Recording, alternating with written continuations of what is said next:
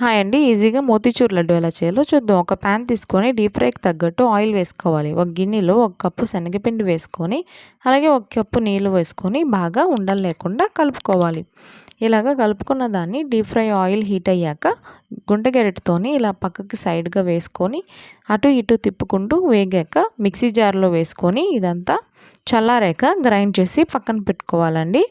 ఇప్పుడు ఇంకొక స్టవ్ మీద ఒక గిన్నె పెట్టి 1 కప్పు వరకు పంచదార వేసి 1 కప్పు నీళ్లు వేసి ఈ పంచదార అంతా మొత్తం కరగనివ్వాలండి. కొంచెం లైట్ తీగపాకం వచ్చాక ఇందులో 1 స్పూన్ ఇలాచీ పౌడర్ వేసుకొని మనం మిక్సీ వేసుకున్నాం కదండి, అదంతా వేసుకొని కొంచెం ఫుడ్ కలర్ వేసి కొంచెం కలుపుకోవాలండి.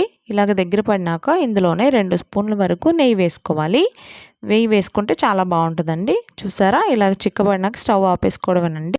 అంతేనండి, మోతీచూర్ లడ్డు రెడీ అయిపోయింది. ఈ వీడియోని లైక్, షేర్ చేసి సబ్స్క్రైబ్ చేసుకోండి.